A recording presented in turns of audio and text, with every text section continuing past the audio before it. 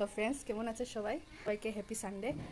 আর আজকে আমি ব্রেকফাস্টে কী বানাচ্ছি ওইটা তোমাদের সাথে শেয়ার করব। আর তোমরা আজকে সানডে ব্রেকফাস্ট কী বানিয়েছো কমেন্টস করে বলবে। তো চলো তোমাদেরকে দেখাই আমি ব্রেকফাস্টে কী বানিয়েছি। তো আজকে সানডে স্পেশাল বানাচ্ছি রুটি আর ঘুগনি।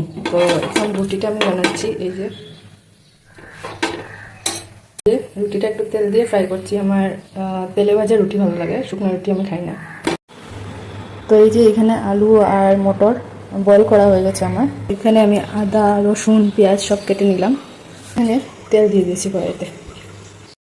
তো আমি এখন তেলের মধ্যে আদা রসুন পেঁয়াজ আর তেজপাতা দিয়ে দিয়েছি। এখন এগুলাকে একটু সময় ভাজবো, তারপরে আস্তে আস্তে বাকিগুলো মশলা দেবো। তো পেঁয়াজ আর মশলাগুলো ভাজা হয়ে গেছে, এখন মটরগুলো দিয়ে দেবো। এখন সিদ্ধ করা মটরগুলো আমি এখন দিয়ে দেবো কড়াইয়ের মধ্যে।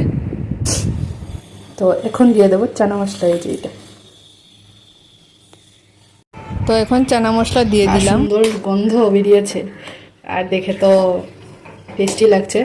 তো ফ্রেন্ডস, তোমরা কারা কারা ঘুগনি ভালোবাসো, রুটি ঘুগনি সবাই ভালোবাসে, একটু কমেন্ট করে বলবে। তো ঘুগনি রেডি, দেখে খুব টেস্টি লাগছে। এখন ধনিয়া পাতা দিয়ে দেবো, ধনিয়া পাতা দিলে আরও মানে সেন্টটা ভালো হয়, টেস্টও লাগে।